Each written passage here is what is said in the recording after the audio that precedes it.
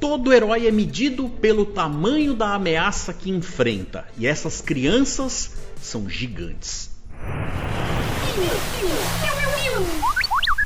Salve telanautas, bem-vindos de volta para o nosso cantinho Star Wars. Para comigo, Heitor Teixeira, a gente mais uma vez falar sobre Skeleton Crew, o 8º episódio, Os Mocinhos de Verdade. Um episódio que mostra pra gente que enfrentar perigos e tudo mais é muito complicado, né? Bastante perigoso, mas o que se torna ainda pior quando a coisa é velada e tem que acontecer nas entrelinhas.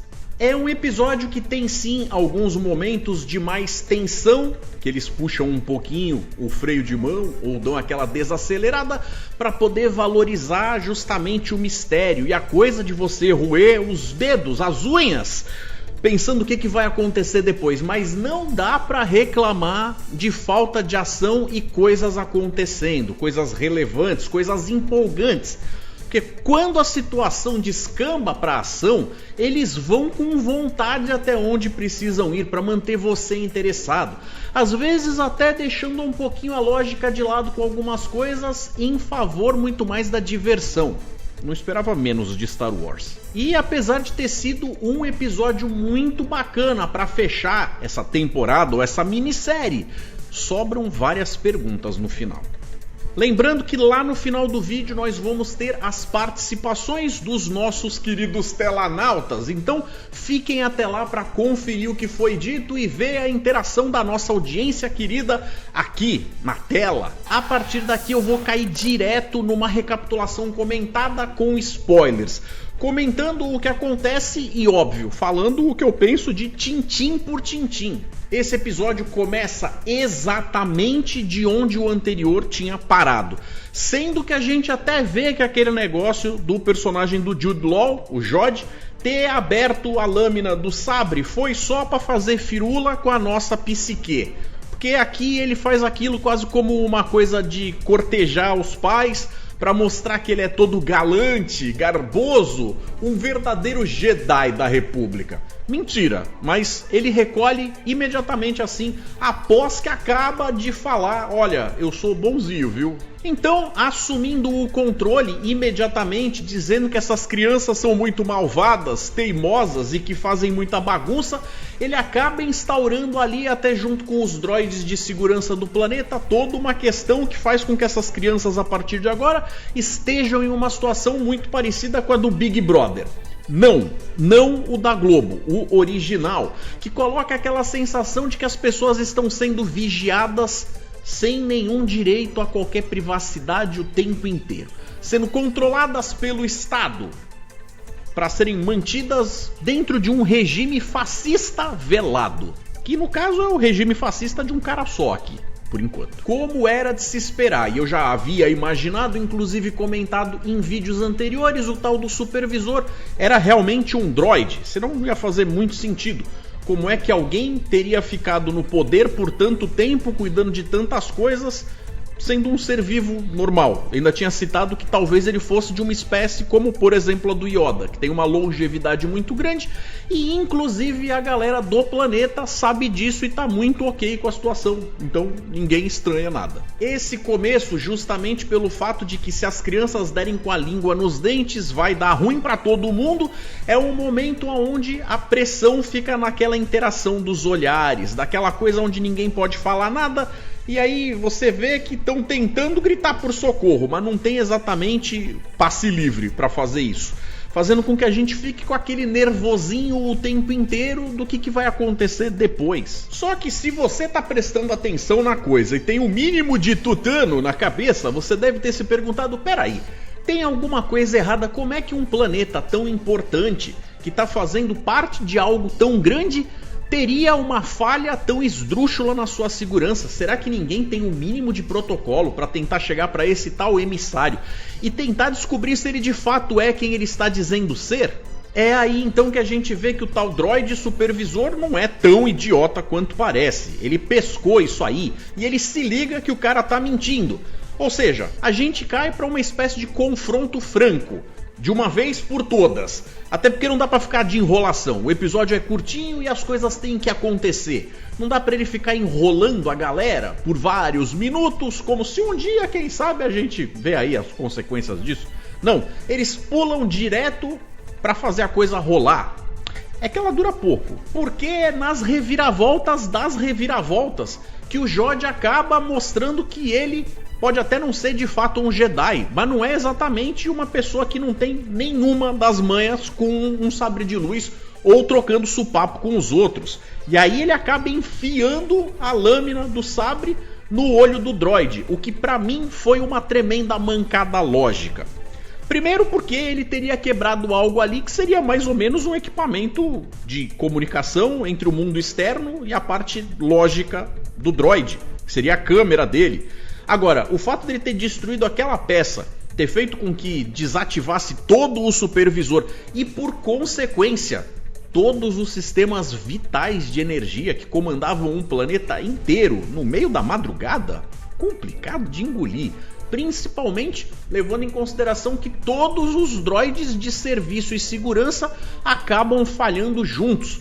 Esses bichos não têm um mínimo de autonomia? É uma simplificação de roteiro para fazer o resto da história caber na proposta que foi criada. Porque senão não dava para contar a coisa, porque precisava dessa simplificação para a coisa funcionar, ou você teria que ter um filme para contar a mesma historinha. E ainda assim, é então ameaçando a Fern que a mãe dela acaba ajudando o Jody a fazer passar a fragata pirata pela barreira no meio do blackout que tá rolando, e aí é aquela festa pros piratas, sendo que não vão encontrar resistência nenhuma. Algumas das crianças então são obrigadas a aproveitar que no meio de toda essa confusão pelo menos isso esteja acontecendo de um jeito que vai possibilitar que elas contem pros seus pais. Sendo que antes elas estavam sendo vigiadas pelo tal BBB. Eu até tinha falado que os tais droids de serviço e segurança pareciam muito com isso, porque eles têm cara de câmera. Então, já que o planeta está entregue para uma população desavisada e, vamos combinar, destreinada também, porque mesmo que você conseguisse contar para todo mundo e eles acreditassem na história das crianças, é uma galera que não vê uma confusão do estilo militar há muitas gerações. Com certeza não iam conseguir fazer nada de útil num momento desses. É claro então que toda a responsabilidade para resolver o problema acaba caindo em cima de quem? Dos nossos heróis mirins, óbvio.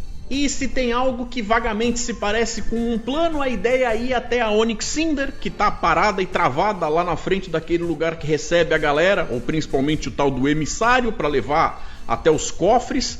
Eles deveriam pegar essa nave, conseguir subir com ela, vazar a barreira e lá fora pedir ajuda para os X-Wings da República para vir ajudar. A cena da invasão dos piratas que vão descendo porque foi liberado o caminho para eles é nervosa, ela é intensa. E eles conseguiram fazer uma coisa de um jeito que aquilo realmente podia estar em qualquer bom filme de Star Wars que teria convencido bastante.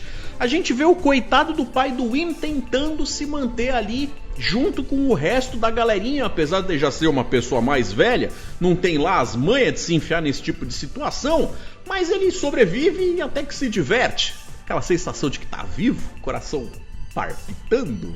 Eu até faço uma certa leitura de que isso seria uma representação de nós, marmanjos velhos da audiência, que teríamos esse tipo de coisa quando éramos crianças, esse tipo de história, e agora que estamos mais velhos, estamos assistindo e estamos nos divertindo com isso, que já não é da nossa faixa etária, mas ainda é divertido pra chuchu. A galerinha precisa dar pista e correr, fugir, porque se eles forem pegos, não vão implementar plano nenhum.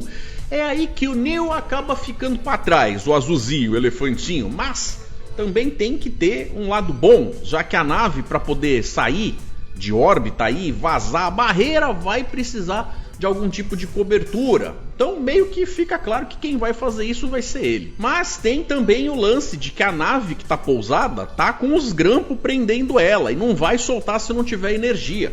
Então eu achei muito bacana esse negócio deles terem trazido mais protagonismo para os pais das crianças, principalmente o pai do Win e a mãe da Fern, que tem lá as suas influências. Ele é bambambam nessa coisa de engenharia, de coisas técnicas, mecânicas. Está na hora do cara fazer um pouquinho do que vai ser necessário para ajudar, contribuir um pouquinho para que a coisa se resolva.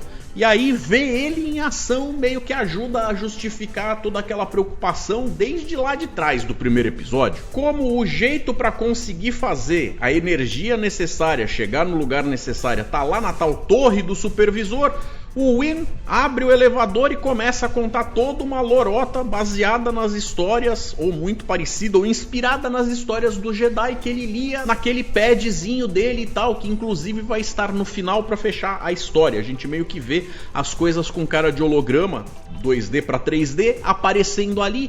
Ele começa a soltar essas coisas na cara do Jody, que vai tentando entender até onde tem algum fundo de verdade naquilo, o que daquilo é só viagem da cabeça do moleque. E é justamente aí que o pai dele aproveita para ir se esgueirando lá, fazer o que dá nos controles. O pai consegue, a KB pilota a nave e o Neil ataca a fragata pirata. Tudo meio que ao mesmo tempo acelerado. O que não dá para reclamar nesse episódio é de ritmo, porque o negócio traz emoção o tempo todo. É claro que o roteiro pega leve, porque o Jody podia ter matado todo mundo várias vezes, em vários momentos, quase que sem esforço. Mas isso não seria conveniente para a história sendo contada e para o público-alvo, não é mesmo? Eles até dão ali um ar para a gente tentar entender e até aceitar que o Jody por si só não tem isso na personalidade dele. Ele até chega a fazer uns comentários de como ele veio a se tornar quem ele é, que trariam algumas pistas do porquê que ele não é só malvado e ponto final. Ele é ganancioso, ele é pilantra, mas eu não acho que ele esteja disposto ao lucro a qualquer custo. O que traz uma camada extra muito bem-vinda, fazendo com que ele não seja só mais um vilão genérico e descartável. Lá fora da barreira, a KB consegue ligar, mandar um WhatsApp para aquela coruja, a Kim, da biblioteca que a gente tinha visto, que tinha oferecido ajuda, e justamente comenta o que está acontecendo e pede para aquela galera das navinhas com as asas em forma de X virem dar um help. Só que a parte mais interessante que acaba ficando é justamente essa discussão ali que não chega a ser tida em voz alta, é uma coisa que fica subentendida, porque mesmo com as naves da Nova República, ou Novíssima República, chegando lá para ajudar, ela vai precisar passar pela barreira, coisa que eles não têm autorização. E para fazer essa liberação precisaria ter acesso a um console e fazer direitinho, coisa que o Jody não vai deixar. Então a escolha que acaba ficando é tentar lidar com os piratas por conta própria ou baixar a tal alavanca que destruiria a barreira, abrindo Atin para fazer parte da sociedade galáctica de uma vez por todas depois de tanto tempo. Eu não acho nem que isso chegue a ser de fato uma escolha, já que não vai dar certo lidar com os piratas por conta própria. O problema é que escolher é uma coisa, implementar é outra, completamente diferente, né? E é justamente aí que a gente vê que o Jody tem esse lado mole, ele até chega a revelar um pouco da história dele. A gente passa a entender um pouco mais de quem ele era lá atrás, provavelmente ali perto do finalzinho do episódio 3, quando vai ter aquela Ordem 66, aonde ele havia sido encontrado por uma Jedi que também estava numa situação farroupilha, como ele disse. Provavelmente a Ordem 66 já tinha sido instaurada e ela já estava sendo caçada quando encontra ele, reconhece potencial nele e acaba dando um treinamento mínimo. Muito provavelmente não fazendo uma lavagem cerebral, mas passando conceitos e conteúdos que impedem ele de simplesmente ter feito a derrocada para um lado perverso e sem volta. Só que enquanto ele tá lá abrindo o coraçãozinho dele, conversa vai, conversa vem, o pai do Wim cria coragem e mete-lhe uma muqueta, fazendo então com que ele perca tempo suficiente para que a tal alavanca seja puxada a 4 mãos. Tô falando do pai do Wim e da mãe da Fern. A queda da barreira é de fato uma situação espetacular, acompanhada em toda a superfície do planeta. Só que ela representa muito mais do que simplesmente o fato de agora você ser capaz de ver as estrelas lá no céu. Significa que agora você faz parte da sociedade, seja lá como ela esteja depois de todo esse tempo. jogando esse povo mais uma vez nas graças do desconhecido, a própria sorte talvez. Mas é claro, uma vez que a barreira caia, tá liberado o caminho para os mocinhos, que quando chegam fazendo bonito, inclusive talvez até bonito demais, porque a cena, por mais que seja intensa e empolgante, meio que foi rápida, viu? Porque eles libertam e pegam os piratas quase que num passe de mágica.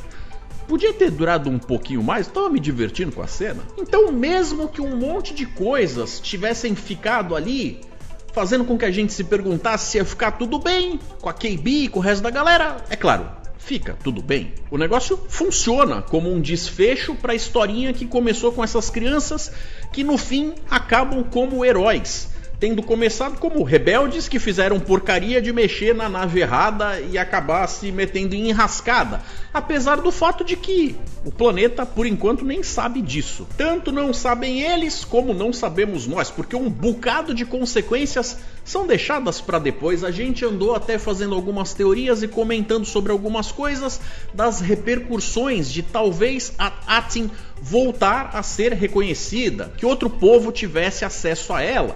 Mas até o final do episódio eles preferem deixar a gente com um pouco mais de perguntas do que respostas e vai ficar para outro momento isso aí, ainda não foi agora. Inclusive, o que acontece com o próprio Jod, que fica para trás e ninguém vê sendo preso? O que vai acontecer com esse danado?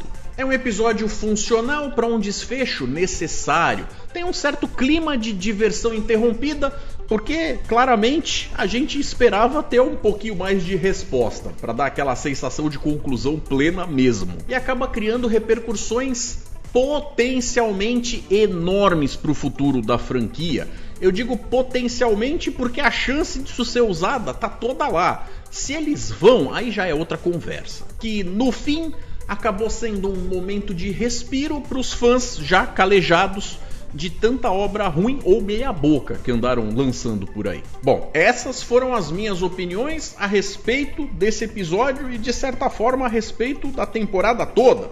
Agora vamos ver o que querem dizer para nós os nossos telanautas queridos, justamente no momento dos telanautas, aonde o Kazakamatsu mandou pra gente. Provavelmente os outros planetas tinham riquezas que foram pilhadas e deixaram num estado miserável e que ajudaram a construir o Império. Isto explica porque Atin o pessoal deixou em segredo em vista do que foi feito nos outros Planets. Foi uma utopia da velha república, muito parecido com a América Latina, com o México, Brasil e outros países. O jeito que o Tech Renaud encontrou para reservar esse planeta só para ele foi justamente destruindo aquele pilar que dava as coordenadas para se chegar nele. Ou seja, como o resto da galera que estava louquinha para pilhar o planeta nunca encontrou, ele tentou aproveitar isso sozinho, o que claramente não deu certo, porque a gente encontra a nave dele enterrada lá. E o seu exemplo de exploração de países colônia com certeza cabe muito bem aqui, sendo que esse povo não estava trazendo ouro de fora para ser processado, ou seja lá que minério for esse que tenha tanto valor nessa sociedade, nessa cultura financeira, mas de qualquer forma era uma exploração que foi feita de um jeito que a galera estava super contente com isso, porque eles tinham casas, a bem dizer, de luxo, mesmo que comparadas com uma sociedade daqui, da Terra, parecessem apenas um subúrbio normal. Quantas pessoas não gostariam de ter aquele estilo de vida calmo e tranquilo, protegido do mundo lá fora durante tanto tempo sem se preocupar com invasões, sendo que literalmente muitas guerras se passaram e eles permaneceram intocados.